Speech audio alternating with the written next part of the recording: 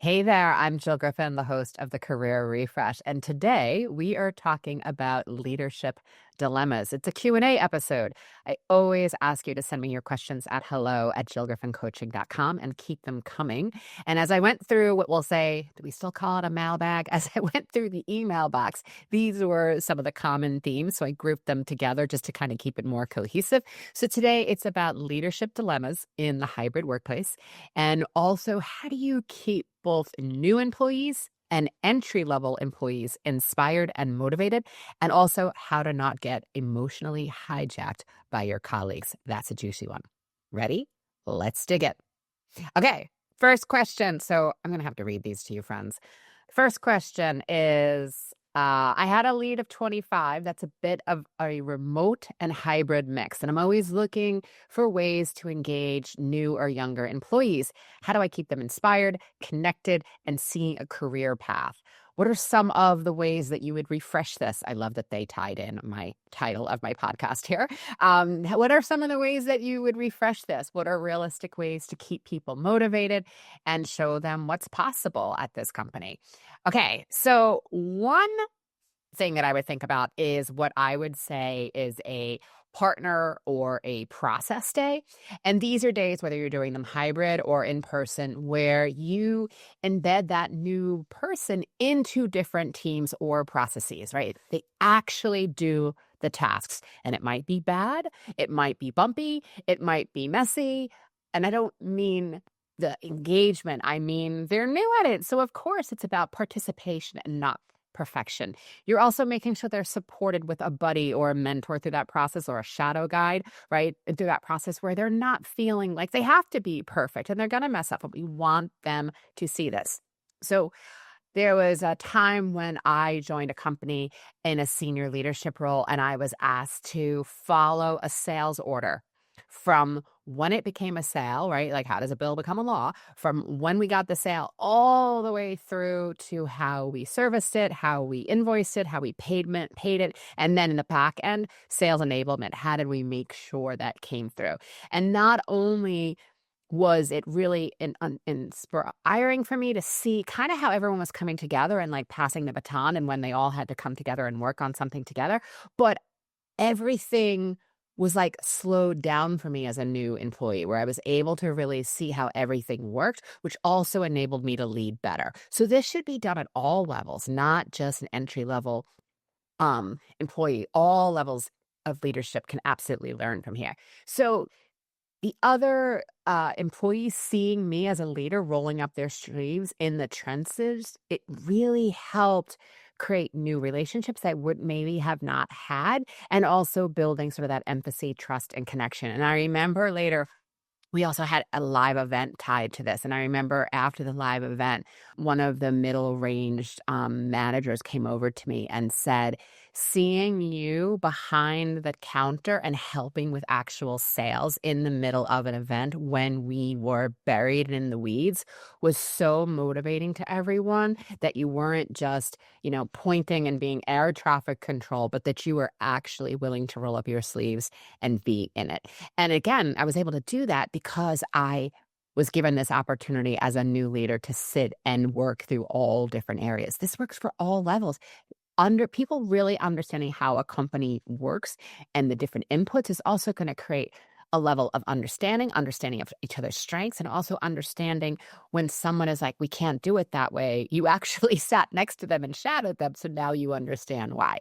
So creating job shadowing pods, looking for maybe this is something that's done quarterly, celebrating those small wins publicly, talking about the people who are in those experiences, talking about those experiences, and also maybe spotlighting new hires, asking them for feedback after the employee has shadowed and how you can improve the program so you can roll out with others. That's where you want to also be in this continual iteration. And then the new person to that team feels that they've also been able to leave their input and their mark and their point of view, right? This is the way that I'm seeing being able to train people and also helping people get it, stay motivated, and see what's possible from a bigger view than just their day-to-day job. All right, let's go on to the next question. So the next question says, I think I'm being set up as the bulldog and I'm taking the bait. My colleague often vents to me about how unfair her sales goals are. And because I have a strong, fair sense of fairness, I get emotionally involved. I work in sales enablement and I sit in our sales meetings.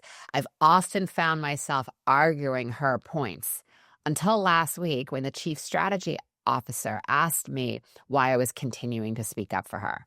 I was floored. I mean, I didn't even realize I was doing it. Now I feel manipulated, but also responsible. How do I stop this pattern? First, I want to give yourself a little bit of compassion, right? Your instinct was to defend someone else, and it came from a place of good. And that is a level of empathy that is really helpful. But when that empathy turns into some sort of like tension or fight that you're seeing it and you're fighting someone's battle by proxy, that's when you need to really think about this and recalibrate. So here's what I recommend. One is just get clear. Notice that you're doing it. You've already started to notice that you're doing it, but notice, are there other areas in which you're also doing it? That's where the power comes in. And then the next time when your employee or a colleague starts venting to you, pause and ask yourself, am I being enlisted to fight a fight that is not mine? Or am I just a space where they're venting to? And you also don't have to continue to subject yourself to it. You can say something really simply like, Jill, I know this is really frustrating. I get it, but I got to talk to you about this at another time. Or I get it, and I'm sure you'll figure out a way to work through it, right? So letting them know very supportively, but also like, you're not here to pick a fight or to be enlisted into a fight that's not yours. Next thing I would suggest is that you set a clear boundary. Depending on how someone is communicating to you, you might say, listen, I care about what you're going through, but I realize that I've been speaking out about you and your struggles and speaking on your behalf, and that's not helpful for either of us. If you want support in framing your message or prepping for the meeting, sure, I can help you role play that or practice that, but I'm not going to speak for you anymore. Think about the second part. So setting that boundary is first. The second part is reclaiming your role. If you're someone who's leading sales enablement, your job is to support the whole team. So getting pulled into one person's narrative is going to erode your credibility. And it's also going to put you in a place where people are going to see you potentially as biased. So thinking about a systems perspective, this is a great time to really think through, does the team need training? Do individuals need training? Is there a confusion or a misalignment happening? And how can you advocate for structural change, but not center on one person's frustration or troubles, unless they are also advocating for themselves and their one person's struggles is creating a situation in which the whole team then can't make the goal or make the revenue. And it's not about the individual, it's about the individual's role that they're in frustration, right? So there's a difference there. We can't center it on an individual. That's something that individual has to take to their individual manager and figure out how they're going to work through it. Or if it becomes an HR issue, then working with HR for it. But it needs to be centered on what is working for the whole team to hit the goal. And listen, being labeled the bulldog, depending on how you're hearing it, and the tone of this letter is not, you're not hearing it from a place of strength, know that it's not intentional. People aren't probably intentionally trying to label you something, but it can be that trap. And having influence that is going to create that positive change, it's also making sure that you're using your influence in a way that is thoughtfully timed and being intentional with your ownership. All right, next question. I just landed in a new leadership role. And as a woman, I want to hit the ground running, but also stay grounded. Are there any things that I need to think about as a woman so that I can start to thrive in this new position? Okay, so first, huge congratulations. It is a big win. But your instincts are right here. And how you show up early in a role for everyone is going to set the tone for your leadership and your influence within the company. So why do we need advice, especially for women? It's because research and lived experience has shown us that women are often evaluated both on performance and likability, whereas their male counterparts are not. They're often only viewed and evaluated on their performance. So there's more pressure for women to be warm and confident and decisive and approachable. And You can just look around in your community. If you have community leaders, if it's at the political level, look at what we say about female leaders versus what we say about male leaders, and the ways in which we will often comment on a woman's appearance, but not her performance, where we're not going to really comment on a man's appearance, but we'll only comment on their performance, right? So just notice sort of the subtle nuances and where we treat all genders differently. So I want you to, that's for everybody listening, so that you're realizing that even if you don't identify as a woman, that you understand that this is real, right? Um, and there's also the time that I know that I've also been in conversations where I've heard things like, well, we have to give somebody a raise because, he's running a family or he's supporting a family, right? So again, genderfying that we have to give the male gender a raise, but not the female gender a raise because she's also supporting or contributing to the supporting of the family, right? It's like, what? But yes, these are real conversations that happen. I want you to remember, my friend who wrote this in, that you were there because you earned this position. And we're not talking about proving it again. However, there are intentional things that I would think about. And one is I want you to really think through, I call it leadership identity. Sometimes it's also referred to as professional brand. Very different than personal brand. Personal brand is much more about me, look at me. Whereas professional branding or leadership identity, which is really where I like better, is like, as a leader, who am I and what do I identify with? And what are the aspects of my personality or experience that I want to continue to bring forward? And where is it relevant to the work and the goal that I have, that I'm going to weave it into the narrative? If you do not start laying down your narrative, others will write it for you. And then all of a sudden, people will start forming stories or responding to you based on what they think. Okay, one, I want you to share what matters from you. I want you to be intentional. I want you to be sharing values and saying things like, you know what, I really value excellence. And excellence for me is that within each individual's ability, that they are living up to their own version of excellence. There's not one standard of excellence. There's an individual standard of excellence within someone's ability. Finding ways, again, that's my belief, that may not be yours, but finding ways to lay down what you believe. I value innovation. I value creativity. I value kindness. I often make the distinction between kindness and nice, because nice feels very performative, whereas kindness feels very genuine. Finding ways that you are laying the tracks down for the things that matter to you and how you are going to show up will be really, really helpful. Two, I want you to think about all of your past experiences that are relevant to this job and get really, really crisp with yourself. What was the impact you made previously? What was the result you caused? What actions did you take? What was the challenge in front of you? And being able to tell very quick, succinct stories that don't drag us all into the undertow. We don't need to know everything. We just need to know that after you increase sales by 10%, you were able to take any of your overages and reinvest it into employee training, right? We just need to be in and out, and you are being able to say very succinctly how your past experience contributes to your current situation, and having almost like bullet points ready, right? We're not talking about sounding rote. We're not talking about being contrived. We're not being a robot. We're just being really clear, where when someone asks me about what might happen in working with me, I will say very clearly that 87% of people that work with me get a raise of 30% or more. Boom. I didn't take you through a whole story. I just laid down the facts. That's what we're looking for. Okay. Then I also want you to think through, if this aligns with you, that you are there to listen. I hope that aligns with you, that you are there to learn, but you are also there to lead, and that you're not afraid of making decisions, and being able to lay that out is important. I would also look for who in the organization really there's the org chart, but then there's sort of the internal nuances. So who are really the people that get things done? Who are the key decision makers, and who are the people that influence those decision makers? Those are the things that I would suggest you do in your first 90 days. I also like to say that month one is often about asking questions and listening. Month two is about starting to implement what you're hearing. And then month three is starting to immediately measure and evaluate what you know so far, so that you can get some wins early.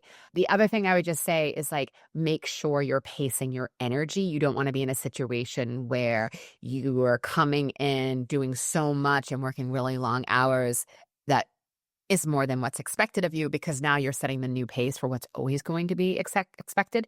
And I think, again, we often feel like I've got to come in and really wow things at the beginning. And I've heard a lot of companies lately saying to their new hires, like, listen, we really just expect you to listen and learn. We're not expecting, major results out of you within the first 30 or 60 days. We really want you to learn our process, our culture. And again, I would say kudos to those employees and those leaders who are saying that. I realize that not every company has the luxury of waiting 30 or 60 days for a result. So use that directionally for how it fits within yours.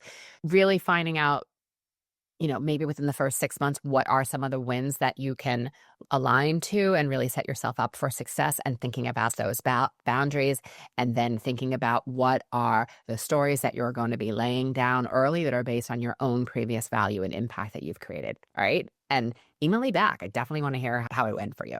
Next, the question is more of a general one, is what is the most common issue or challenge in decision making you see businesses or department leaders making today? The biggest issue that I'm seeing right now, if you're watching this when it drops, is that there is a lack of structured training and development for early career employees. And by the way, that goes for all employees, but especially early career. That bottom rung of the career ladder is totally broken. And if people are not getting that foundational experience, they're not staying. So it makes everything harder, right? So we also have hybrid work. Early career or new employees are often missing out on the opportunity to shadow people, to have that casual observation, some early hands-on learning. This is not for every job. There are definitely jobs that are independent. You're an independent contributor and it's like head down, get it done. Depends on the kind of job that you're in. But without reimagining how we train people both in person and remotely, we're continuing to burn through talent who don't feel supported, who don't feel like there's a career path, and they're just going to go someplace else. Okay, according to SHRM, the Society for Human Resource Management, I am a certified SHRM professional. They're seeing that on average, hiring a new employee is about $4,700, and that's sort of like the sweet spot, with hard costs from advertising to training to onboarding any materials they might need. But that they're seeing that most companies only spend about $3,000 on learning and development. So you're hiring the person, which is $4,700, we'll call it $5,000, right? US dollars. But you're only spending $3,000 or less on training them. And then you're only maybe training them at the entry level, but you're not offering continued training. And I hear this all the time from the clients that I work with, that there might be training at the entry level to get you onboarded, but then you're not seeing another training program. Like, you might go to an interesting talk or sales meeting, but you're not getting additional training throughout your career, and it really demotivates people. And I think that this is one of the things, keeping a talent happy and keeping them employed and keeping them motivated is going to be less expensive for you as an organization than to continually hire because you're replacing people. You need to be hiring junior people, sure, but hiring because you're replacing people all the time because they don't see a career path is one of the biggest challenges I'm seeing. So I want you to get super intentional with training programs, setting clear milestones. There are enough software out there that you can look to invest in, or you can also just think about, how do you want to internally think through what are someone's OKRs, objectives, and key results, and how are you going to measure them. Also, pairing new hires with internal mentors or guides. I talked about it in the last question. That shadowing is really, really important. And then making sure that you are having both early career development and continuing development, so that you're keeping your mid and season teammates also interested. And then lastly, make sure that you're thinking through on a yearly basis, what are the quarterly trainings that you're going to put in? This could be, again, it could be a talk, it could be a workshop, it could be a hands-on roll up your sleeve, it could be coaching. This is the work that I do corporately in addition to working with people individually. So integrating coaching, team development, team dynamics into your culture, so that employees at every level are feeling that there is an opportunity that they can grow, increase confidence, their hope, their conviction, their collaboration. It will pay off for you if you invest in this. And also, it's time where that group of employees get to spend a little time together, where they're not just buried in the subject matter of what they're doing. They're talking about their strengths, and they're talking about leadership challenges, and actually getting a time to think is really beneficial for everyone, and also increasing team dynamics.